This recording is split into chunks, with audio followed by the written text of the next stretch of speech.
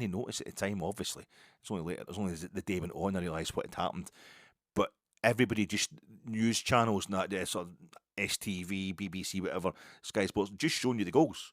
You just have to show you the goals, obviously, and the winner from Igaman. But the Sky cameras cut straight to Barry on the bench. They were obsessed with Barry on Sunday. It was good.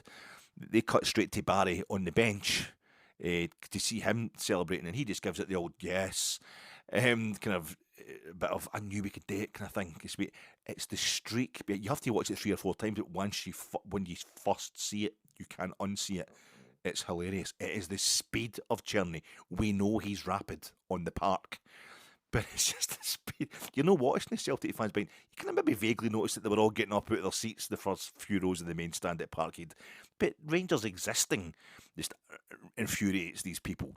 So they're always fine. They'll be blaming the referees being part of Masonic conspiracy, or somebody will have smiled in their general direction in a Rangers jersey. So it's like, you'd expect them to be angry. It's part of the show. Didn't he realise they'd all been just sitting there kind of depressed until Cherney had just squished them all past, like, so quickly you almost don't see it. You know, what's the problem? Why are they suddenly exploding into a rage?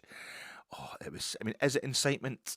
I mean, I suppose it is. Strictly speaking, it is. But it's 100% new. It's a really new angle on what can be done in an Old Firm game. It's quite a difficult thing to do. The Old Firm game is, people who don't support Rangers or Celtic are like, oh, it's just the same old thing. 40 years, the same two clubs.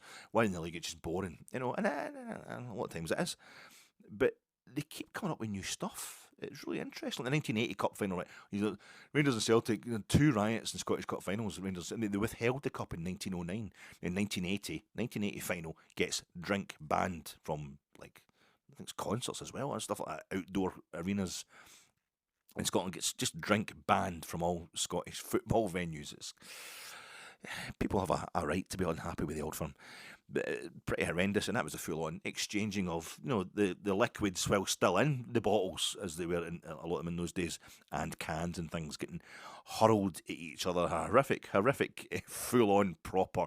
Wasn't it just a lot of pavement dancing and the odd person getting a doing on the deck for folk wearing trainers? This was just bottles right to your face, hurled at maximum velocity.